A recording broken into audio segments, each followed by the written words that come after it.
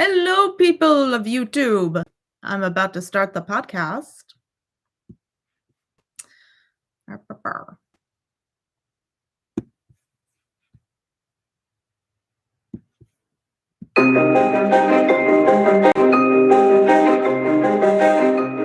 Hello and welcome. So, this is I Do What I Want, the podcast.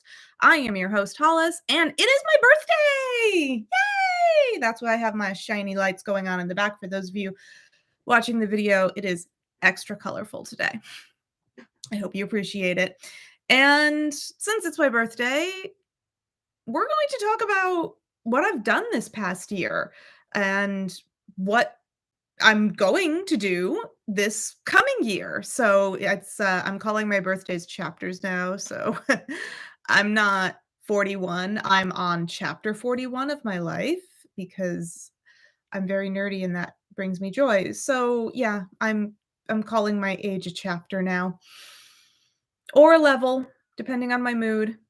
Probably gonna stick with a chapter. So yes, for those of you who might have been curious, I was 40. I just turned 41, turned the page to chapter 41. And let's just talk about what I've done. I'm really excited about what I've accomplished when I turned 40 and where I'm going with my writing career. And I want to share it with all of you. I hope you'll tolerate that from me today. So, yeah, looking back on this past year, when I turned 40, I would like to say that one of the things I did last starting early last year was decided to become very serious about the way that I was managing my writing career or what will become my writing career as an author. And before, honestly, I was being a bit more lackadaisical about how I would write the books and so on and so forth. But the fact of the matter is that I truly want to be an author who doesn't have to have a day job, who doesn't have to work for a living, and I can write books for a living. And that will be my career, is to be an author. And while I love the people I work with and maybe I wouldn't even leave the job, honestly, because I really do love my day job, but I would love not to need that day job. So, when I turned 40, I just last year, I said, "I'm going to make very conscientious steps to become the person who who does these things, who is the author that I want to be." I made a conscious decision to not only uh, write the Rashan series, and of course, last year I was already typing up and in the process of editing the Queen Witch, which is out. The second book in the Rashan series, the follow up to Save a World, and that was published back in April this year. And the second edition of To Save a World is coming in just a few days. I wanted to have it in May, but because of like file technical saving issues, I had it ready in May, but technology said no. So it'll be out in a few days. So you can like make the covers match and everything. But I that is becoming a series. I made a conscious decision to say it's going to be a series. And I also have another book out, Spare the Swallow, which is historical fantasy, has nothing to do with the world of Rashan. As many of you know, if you've listened to the podcast, I repeat that a lot just because same author, two very different worlds, two they're both fantasy, but one is historical fantasy, the other is classical fantasy, if you will. And I had written Spare the Swallow. That is something that I initially kind of thought, "Oh, that's a one-off." But I decided, "You know what? I leave it open for honestly infinite stories with the main character of Lucretia in Spare the Swallow." So I said, "Why am I doing that?" That Spare the Swallow is the origin story of Lucretia, and you find out why she becomes the being that she becomes but now I am calling it the Chronicles of the Lost Beacon series, and I'm almost done with well, almost done with the first draft of that book called Ignited, is the first book in the Chronicles of the Lost Beacon, and I'm really excited about it. Uh, the Chronicles of the Lost Beacon is definitely going to be less of a feel good thing, and I actually the character Lucretia, I'm not going to tell you any spoilers, but in her origin story, she literally loses everything anyone could possibly lose, even control over her own life. Literally loses everything. I cannot emphasize that enough. You think you can lose everything, well, she gets even more taken away from her, even her own right to dictate how she lives or dies. She doesn't even have the ability to control that. She literally has everything taken away. And so of course this throws her into a huge grieving process if you lose everything in your life, you are going to go through grief, just massive, massive amounts of grief. I can't even express to you in words how terrible things are for her. I'm, I'm mean. A lot of authors are mean. We to our characters. Sorry, sorry, characters. Isn't it nice that you're fictional? Because if you were real, uh, yeah, that um, just wouldn't happen. I mean, oh my god. No. I don't wanna no, no. Poor Lucretia. But, the she goes through the stages of grief. So, and of course, there are only 5 stages of grief as we know them, but I'm going to write and there'll be more than 5 books in the Chronicles of the Lost Beacon, but they will be written as she is moving through the stages of grief. And Ignited, as you might tell from the title, is actually her journey from deep depression into anger. And what triggers that, what ignites her anger, and what the whole situation is. So I'm really excited about that. And then I've got I think in my last podcast, I actually talked about what was upcoming in each of those series. So, and I talked go in a little more depth about it. But the Rashawn series is much more, again, much more of a classical fantasy series. You have, kind of a group of companions that you're following, and things are happening in the world, and they're the heroes. They are the ones who are going forth and doing things. So they have to go. So if you listen to my last episode from 2 weeks ago, you will be able to have an exact map out of what I have planned all the way through 2026 for books I'm going to be publishing in those two series. But that's something else I accomplished this past year. I went ahead and I sat down, got really serious, and I said, okay, let's plan it. We're going to do 2 book series, and here we go. We're going to be professional.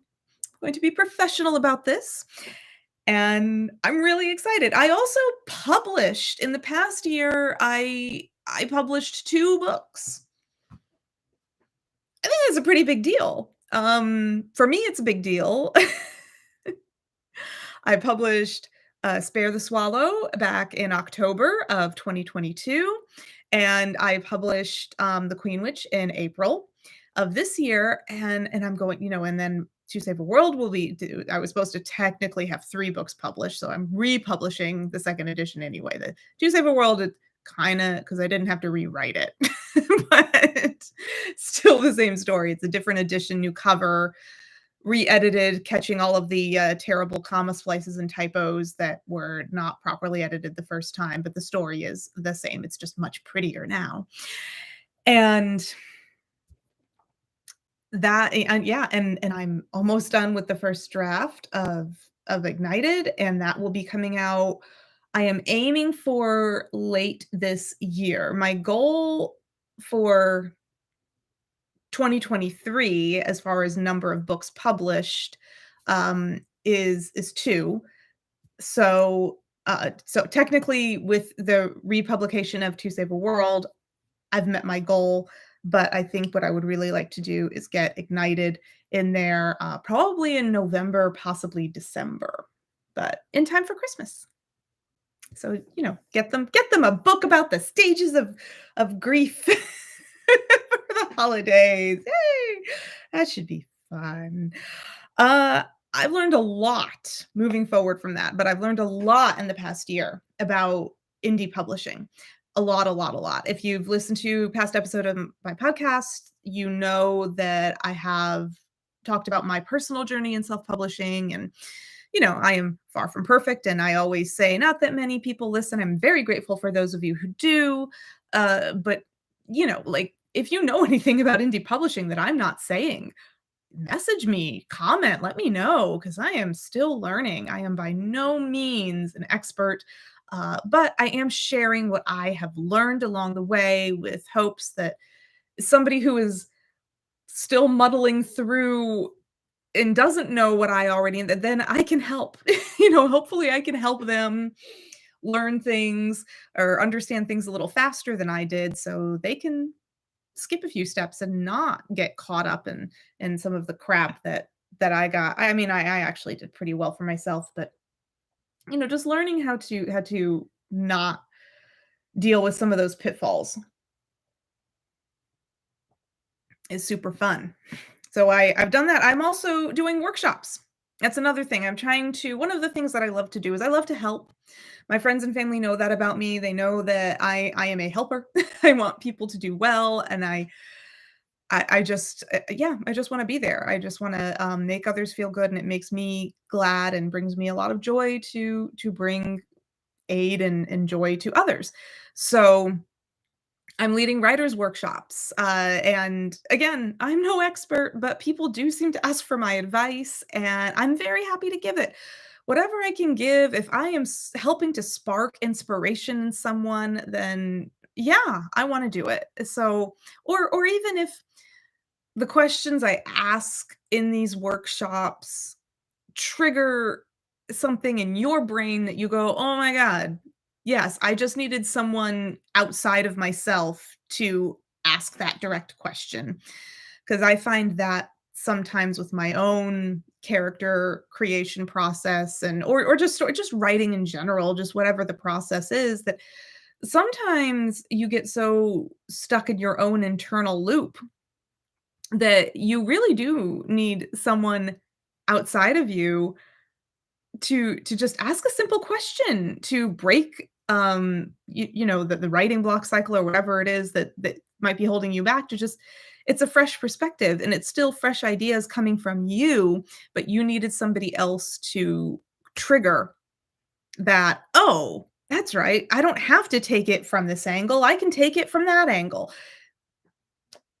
Sometimes that's what you need, and so that's what I try to construct the workshops that I'm doing around. I'm doing the workshops through the Carnegie Writers, which I became a board member this past year of Carnegie Writers. They're one of the, they're a wonderful writing group here in the Southeast. I think, oh my goodness, and I should know this. I'm a board member. Haha. I'm on the publications committee. I believe we have 5 chapters.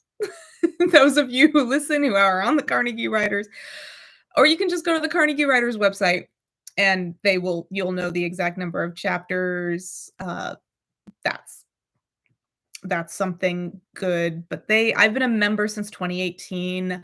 I've loved it. They're wonderful, and when I was presented with the opportunity to not only lead these workshops through Carnegie Writers, which the next one should be coming up June 25th is the plan, and it will be on world building. And world building doesn't necessarily have to be a fantasy world. Obviously, I'm a fantasy writer. I will be talking about that. But world building can be quite factual as well, even if you're a historic writer. If you're writing factual information, in a way you still have to build the world that whenever your characters were, wherever they were, even if it was on this planet Earth, if it is World War II Germany, you still need to build the world, construct what was going on for those characters. What was the weather like? What was day to day? What kind of technology did they have? You still have to build a world, languages spoken, all of that. And when it's fantasy, you get to make all that stuff up. But when you're writing something factual, or a biography or something, or an autobiography, the creating the environment that those people, or that you yourself, it's an autobiography, were in, you actually do need to think about that environment and at least have a few notes put down, because that affects how you behave. Everyone knows the world that you're in, the environment, whether it's a little microculture or whatever, but where and how you are living greatly affects your behavior and how you live your life. So, yeah, world building isn't just for those of us who love fiction. It's also very much for people who are writing things of a factual nature, because you still need to wrap your brain around how the world works and what world are they living in. Planet Earth, sure, but then you where does their story take place on this planet, where all of it. So yeah, that's I'm getting off on tangents. So I'm doing the workshops, quarterly workshops. June 25th is the next one. I need to get on advertising for that, and creating all the marketing, but I'm going to do that. The other thing is I've been doing more design of book covers and page layouts. I'm really excited. So the Queen Witch and the second edition of To Save a World, I did all the design for that. The cover, the interior, the exterior, all of it. It's 100% my intellectual property. And I'm really proud.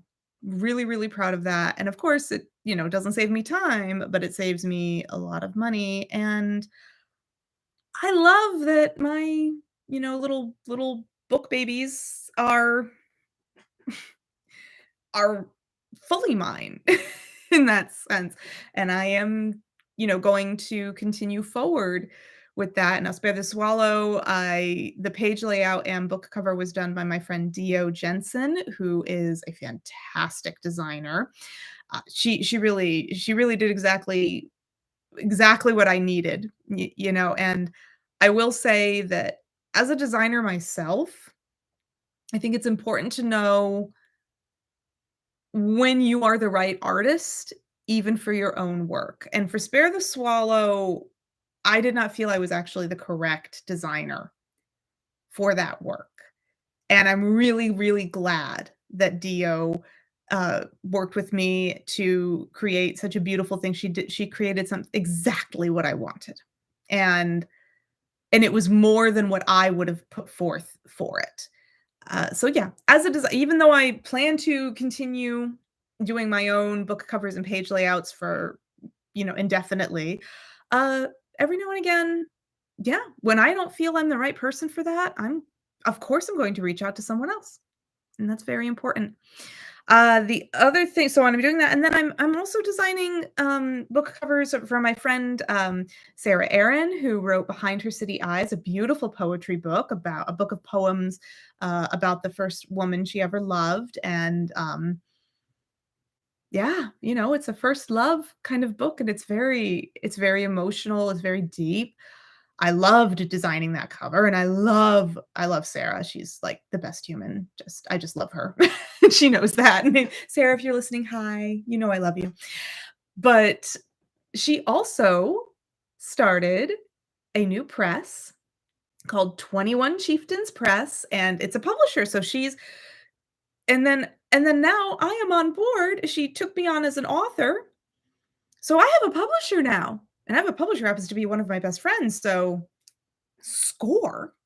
But I told her that, even though I'm not a book designer by trade, I said, "Hey, for your writers, if they like me, I would be happy to give discounted rates to people who want me to design their covers for 21 Chieftains Press, and I am thrilled, absolutely thrilled to have have such a wonderful publisher who is focused on indie authors and focused on bringing books to the readers, and honestly not focused on profits so much. It's, of course, that is the plan right now. It's all very it's all very up in the she's just getting started, or we're just getting started, but I'm crazy proud to be a part of 21 Chieftains and plan to be indefinitely.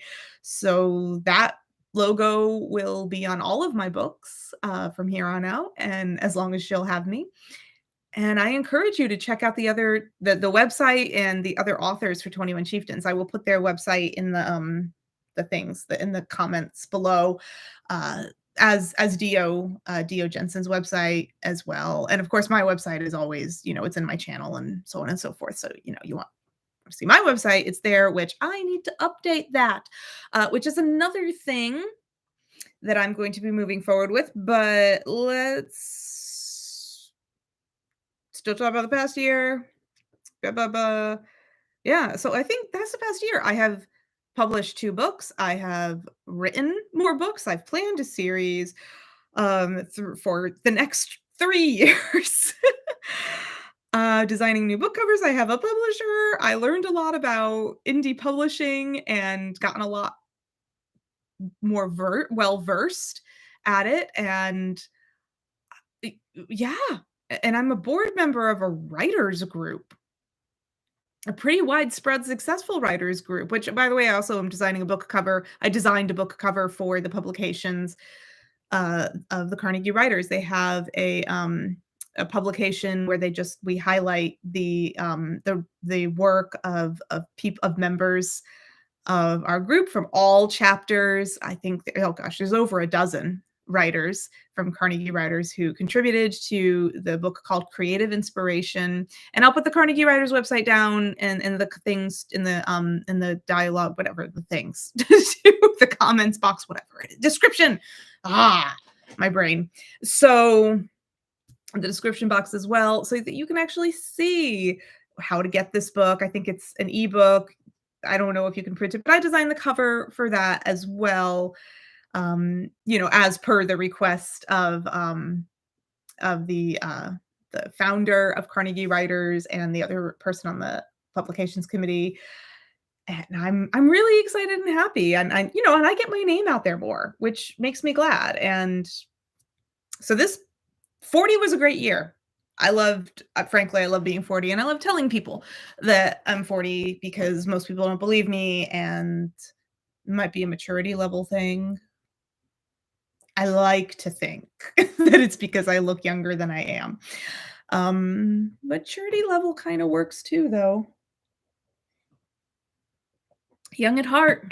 I am a Gemini, so, if you like astrology and zodiac, Gemini is the child sign of the zodiac, so we kind of are forever young anyway, at least mentally. Where I'm going in 20, from June 4th, 2023 to June 4th, 2024. So the next full year, where am I going? Well, I'll obviously be publishing one more book in late 2023, as we talked about. That will be Ignited. And I'm going to keep working with 21 Chieftains, doing more projects with them, and hopefully designing more covers with them and Carnegie Writers, moving forward with the workshops, making them quarterly. And also, if you want any content with workshops or have any suggestions for me, even if you aren't going to attend, if you're just like, hey, I think this is a great idea, again, please message me, comment. I love ideas. So sometimes I need help. And I am not ashamed or upset at all to ask for it.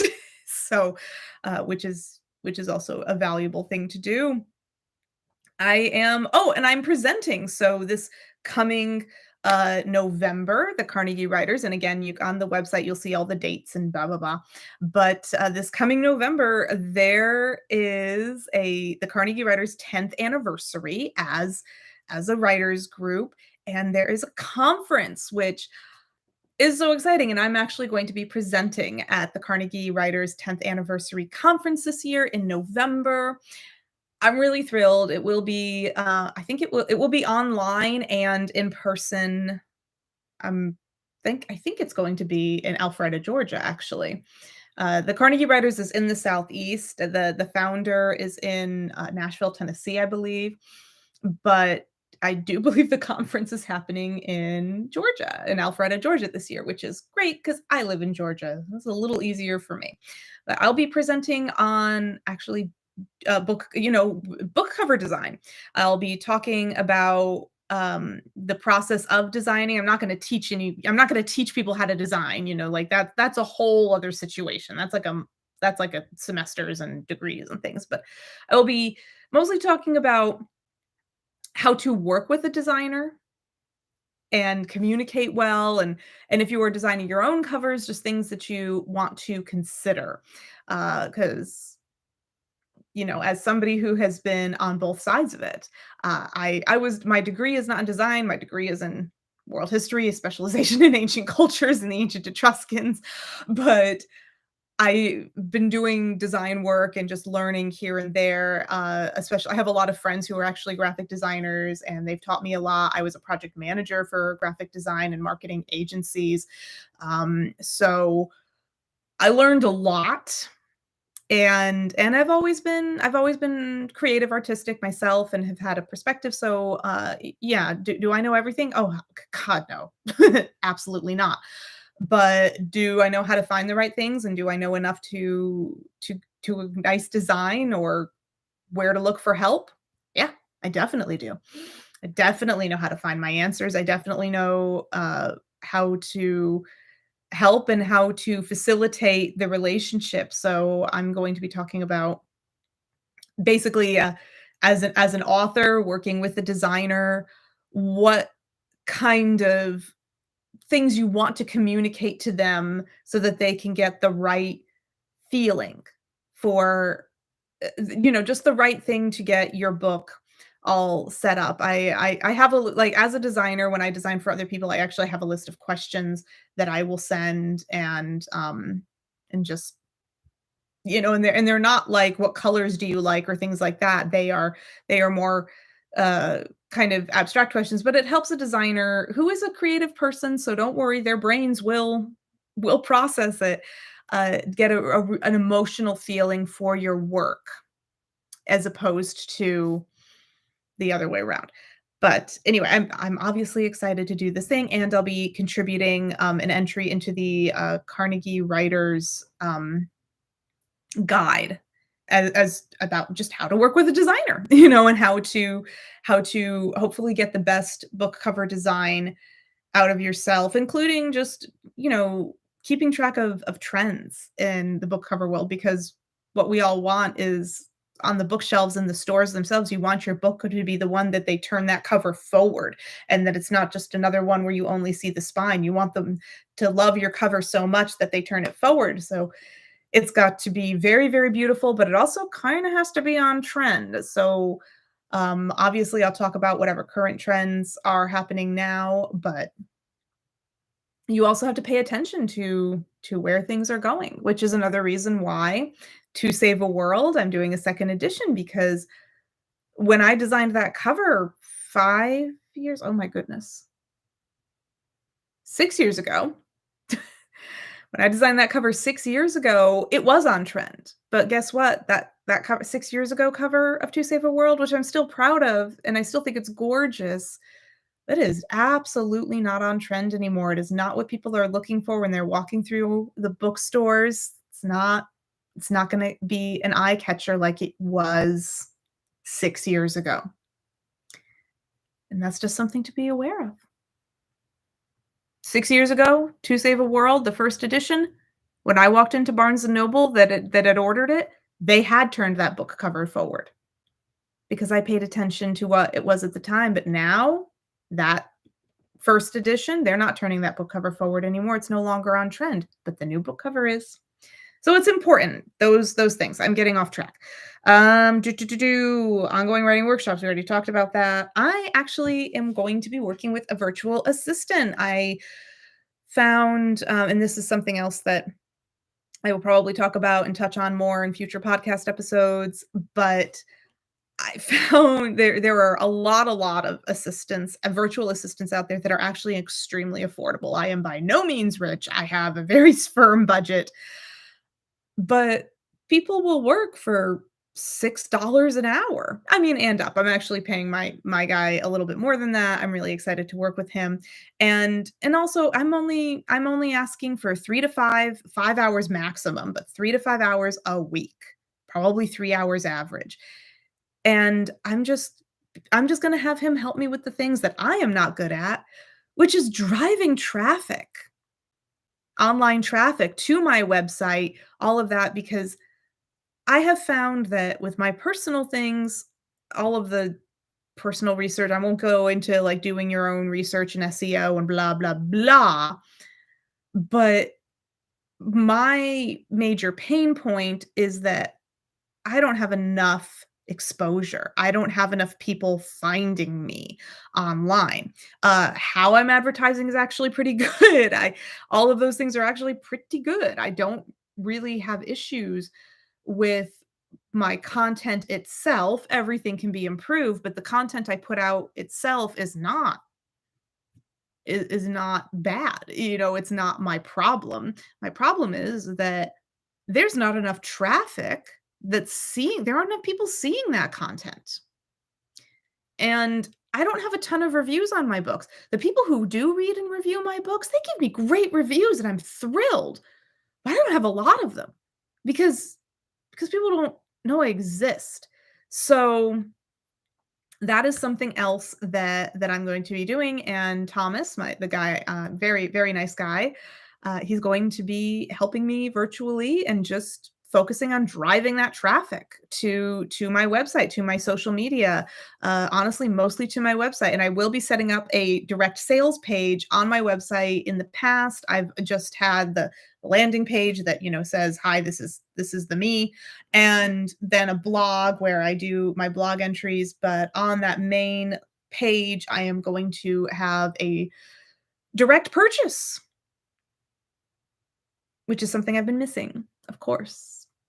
I just hadn't set it up. I just hadn't, and I knew it was good and la la la la. But I'm tired and I have a lot going on and I just hadn't done it. But it's something that I need to do, and that's my pain. And if I can get more direct sales, oh my God, things are going to get a lot better. So there's that. And checking my notes for those of you who see me looking down on the video. And last but not least, I am going to be pushing forward and making a concerted effort to attend a lot more writing and literary events, conventions, things like that, because again, that's part of my exposure issue. Yeah, and yeah, I just need to do it more. There's a great convention called Multiverse here that happens in the Atlanta area every October. I will be at Multiverse this year. I tried to get a vendor booth at Dragon Con this year. I will be at Dragon Con. That will be something I do, but I did not get selected for the vendor booth. Literally thousands of people apply for those. I wasn't fully expecting to get one, but I'm gonna keep trying every year. So, but I will be at Dragon Con and I will have materials. I'm going to be working on getting better swag, just things that people actually want, that have my book stuff on them and branding that you'll hopefully love and use and appreciate.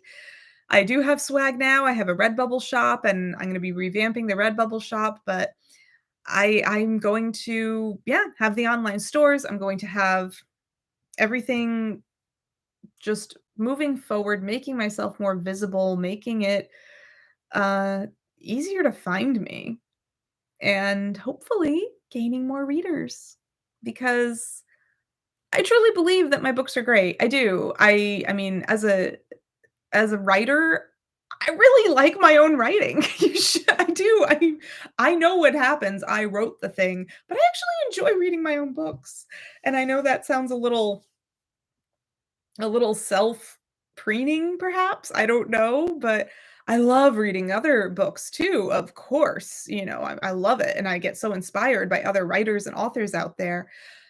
But I think that as an author, you should like your own writing. I think that it's kinda like, musicians um, who sing or whatever, like, if they don't like their own music, if they wouldn't wanna listen to their own song, then what good is it? But I like my own books. I like reading my own books. Sometimes I reread, like, I'll go back and I'll read a chapter and I'm like, "Did I really write that? That's damn good. Hey, yay me." You know? And you feel a little out of body experience, but I feel I have a wonderful product. I feel I have something to say, and I'm definitely not for everyone. No writer in this world is, and that's okay. Because that's why there are millions of writers and millions of readers, billions of readers out there. People who love all different things and then I just want to make it so that the readers who love my kinds of books can find me. So that's going to be the focus for next year.